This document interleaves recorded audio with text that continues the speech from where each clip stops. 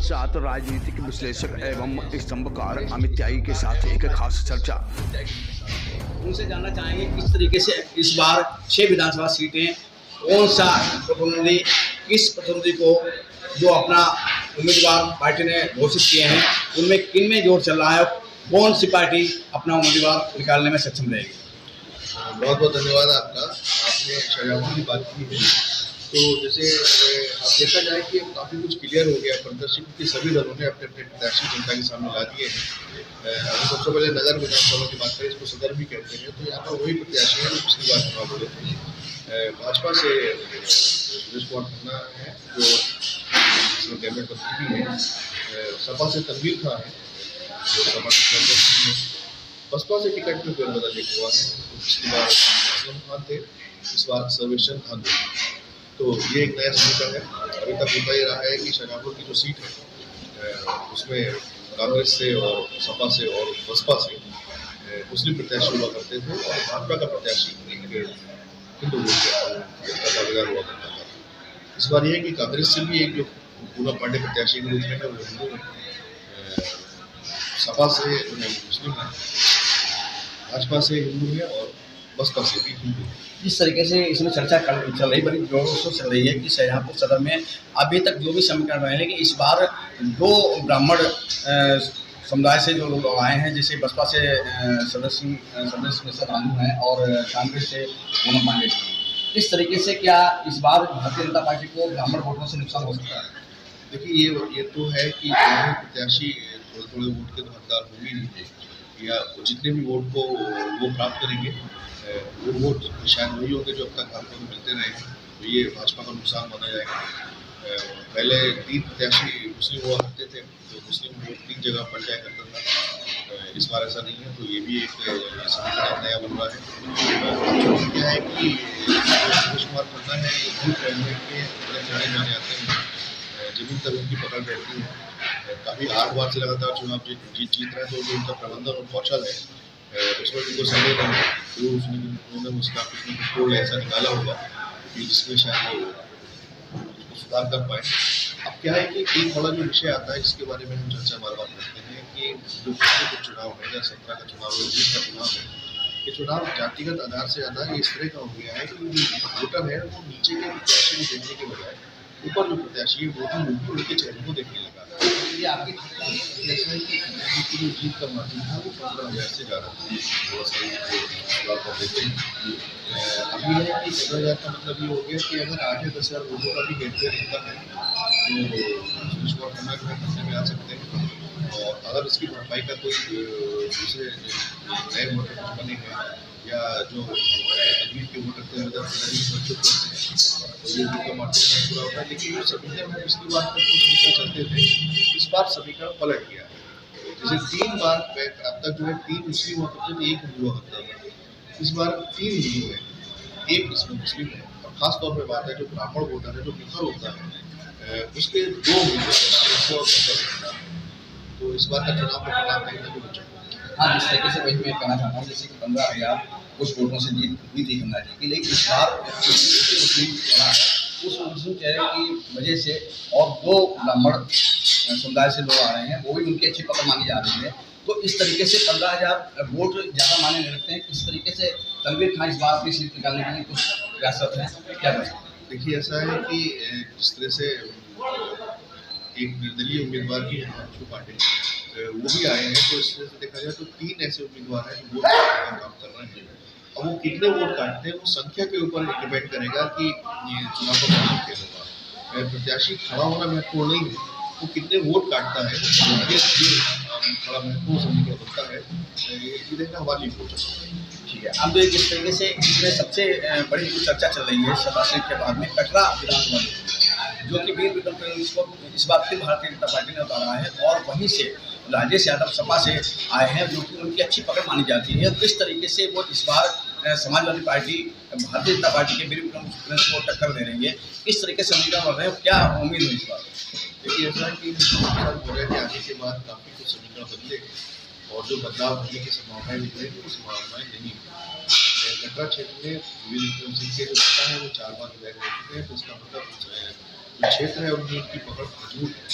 फिर उनके बेटे वीर विक्रम सिंह वर्तमान में विधायक वो हैं, तो क्षेत्र में पकड़ा ये तो मान सकते हैं, लेकिन जो सत्ता विरोधी रुझान है वो हमेशा रहता है, तो उनके साथ भी है। लेकिन जो महत्वपूर्ण अंतर आ रहा है वो ये लग रहा है कि पूना सिंह नवादा जो है वो चुनाव मैदान में है।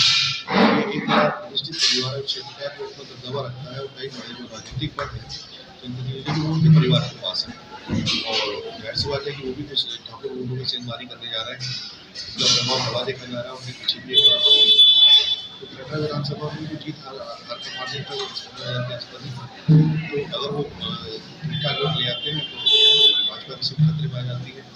अब यह है कि एक यादव भी खड़े हुए हैं वहाँ पर, वो शायद बसपा से हैं, वो कितने वोट काटेंगे, लेकिन हर विधानसभा में जो महत्व आपको समझ दिख रहा है कि जो एक ही जाति के दो लोग खड़े हैं उनमें से कौन ज़्यादा वोट काटता है, समीकरण होना पड़ेगा।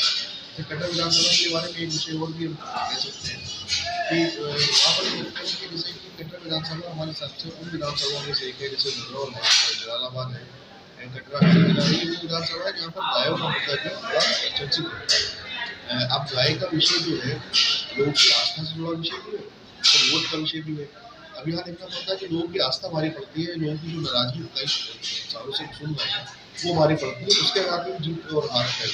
अच्छा, जिस तरीके से इस बार भदौल विधानसभा जो इसमें चर्चा चल रही है कि भदौल विधानसभा जो है पूर्व मंत्री राममूर्ति वर्मा के बेटे को टिकट दिया गया सपा से, वहीं दूसरी बार भारतीय जनता पार्टी ने माननीय से वोट दिया है।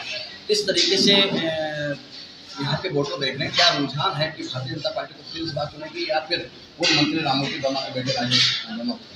क्योंकि ये है कि यहाँ पर भी भदौल में प्रत्याशी वही रहे हैं जो पहले थे, तो जाहिर सी बात है कि सत्ता विरोधी रुझान हमेशा होता है।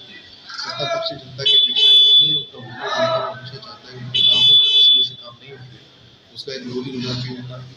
तो क्योंकि टिकट में बदलाव नहीं हुआ है और आपको उसी टिकट के साथ है, तो और राममूर्ति वर्मा का परिवार भी एक प्रतिष्ठित परिवार रहा है, तो वहाँ पर सपा की दावेदारी बड़ी मजबूत दिख रही है। फिर आपके बात वही कहती है कि वोटर जो है नीचे अपने प्रत्याशी को देख रहा है या ऊपर एक नाम है अखिलेश यादव है या नाम उनको देख के वोट कर रहा है, तो टक्कर यहाँ भी काटेगी है। लेकिन राममूर्ति वर्मा का परिवार कहीं ना कहीं वो पुराना मानता है, सत्ता के विपक्ष में बैठने का थोड़ा सा लाभ देगा। लेकिन इस बार सबसे चौंकाने वाली बात है कि जैसे कि भारतीय जनता पार्टी से जेपी प्रसाद जी भी आ रहे हैं और जेपी प्रसाद और मनमोहन सिंह के पारिवारिक रिश्ते भी हैं, उधर दूसरी तरफ जो है जयेश प्रसाद जी भी हैं जो कि सपा में इस बार शामिल हुए हैं और पूरी तरीके से विधानसभा जो है इस बार उनकी जुड़ी में आए। तो क्या ये दोनों भाई चचेरे भाई हैं और दोनों एक अच्छे मतलब राजनीतिक भी हैं, किस तरीके से एक दूसरे की मदद करेंगे? देखिए, प्रश्न जो है आपका अगर भाई के संबंध में नहीं कर सकते पारिवारिक विषय में, लेकिन राजनीतिक रूप से जैसे दिखता है कि दोनों अलग अलग दल में, तो जाहिर सी बात है कि मान के चला जाएगा कि अपने प्रत्याशी की मदद नहीं करेंगे, तो ऐसे समय पे वही बात आपकी कहती है कि जनता जो है नीचे लोगों को देख रही है या ऊपर के नेताओं को देख रही है। लगता है शायद इस बार जनता स्थानीय प्रत्याशी को ज़्यादा। ठीक है, जिस तरीके से अपने जो है पीलीभीत विधानसभा है, पीलीभीत विधानसभा में जो है भारतीय जनता पार्टी ने अपना जो प्रत्याशी घोषणा वर्मा थे उनको सपा में जाने की वजह से उन्होंने आज इस बार जो है डॉक्टर सरोना कुशवाहा को टिकट दिया है जो कि सपा की उम्मीदवार थी, लेकिन इस बार उन्होंने भारतीय जनता पार्टी का दामन थामकर जिस तरीके से उन्होंने एक चौंकाने वाला एक समीकरण दिया है, क्या इसमें इस समीकरण में इस बार बदलाव हुआ? लेकिन तेलंगाना विधानसभा तो एक ऐसी विधानसभा है जहाँ पर प्रत्याशी आपस में बदल गए, जो भाजपा से मांग रहा था वो सपा में चला गया, जो सपा से मांग रहा था वो भाजपा में चला गया। कौशल वर्मा पुराने खिलाड़ी रहे हैं, लगातार कई चुनाव जीतने को चुनाव में दर्जनों चुनाव जीत रहे हैं, छोटे चुनाव से लेकर बड़े चुनाव होगा। ऐसी बात है कि चुनाव का प्रबंधन क्या होता है और कैसे खेला जाता है ये तो उनको आता है, क्योंकि उनसे नाराजगी रही भाजपा के जब वो थे, वो सपा में चलेगा तो सपा का वोटर तो मिल ही रहा है। रोशन वर्मा का अपना वोट बैंक में मजबूत है, सरोना कुशवाहा चुनाव में नहीं है, चेहरा अच्छा है, छवि अच्छी है, कोई उत्साह है, लेकिन प्रबंधन कितना अच्छा कर पाती है, टीम कितना अच्छा कर पाती है, भाजपा के जो लोग हैं उनके साथ उनका सामंजस्य कैसा होता है और वो उनको कितना सहयोग करते हैं, ये बड़ा महत्वपूर्ण होगा। क्योंकि जो प्रत्याशी होता है उसके पास उसकी प्रबंधन की टीम होती है, उसका जो कौशल होता है वो चुनाव में बहुत महत्वपूर्ण है। प्रबंधन के विषय में रोशनलाल जो चेहरा है, साफ चेहरा जो जनता में रुझान है, उसमें सरोना कुशवाहा। चलिए, ये तो मुद्दा हो गया पिछले दिनों का, लेकिन हम बात करने जा रहे हैं कि तुलसी माया जो कि बहुत अच्छी तहसील मानी जाती है और वोटर भी वहाँ पे ज़्यादा है और अच्छे वोटों से 72 या कुछ वोटों से विधायक चेतान जीते थे। क्या इस बार जिस तरीके से भारतीय जनता पार्टी ने चेतान जी को टिकट दिया है, वहीं सपा से उपेंद्र पाल जो कि उनकी पत्नी पूर्व जिला पंचायत के अध्यक्ष भी रह चुकी हैं, उनका भी एक तरीके से वोटरों पर अच्छा रुझान है। लेकिन क्या इस तरीके से जिस तरीके से सपा ने और भाजपा ने अपनी सीटें क्लियर की हैं, उनमें क्या प्रभाव होगा? देखिए, ऐसा है कि उपेंद्र पाल सिंह जो है काफ़ी समय से मेहनत कर रहे हैं। 2017 में बहुत अच्छे दावेदार थे वो, लेकिन समीकरण ऐसा बैठा कि उस सीट गठबंधन चली गई तो उसकी दावेदारी है वो नहीं मिल पाया। लोकसभा चुनाव के समय में उनको एक अच्छा दावेदार माना जा रहा था और सभी दल मान रहे थे कि उपेंद्र किसी भी अंचल से आते हैं तो एक अच्छे उम्मीदवार के रूप में साबित होंगे, लेकिन ऐसा नहीं हो पाया। आप अगर इस चुनाव में देखें तो उपेंद्र की तैयारी अच्छी है, उनके साथ में जोश है, लेकिन जो समीकरण है जातिगत आधार पे उसमें चेतनाव नहीं दिखते हैं, क्योंकि चेतनाव से नाराजगी बहुत है। फिर हम वही बात कहते हैं कि चूँकि 4 माह से वो भी बता रहे हैं, प्रबंधन कौशल उनके पास है, उपेंद्र के पास जोश है, एक अच्छा साफ चेहरा है। यहाँ पर भी एक साफ चेहरा, एक अच्छी छवि और प्रबंधन कौशल है चेतनाव का, जिसकी लड़ाई है वहाँ विधानसभा का चुनाव हो।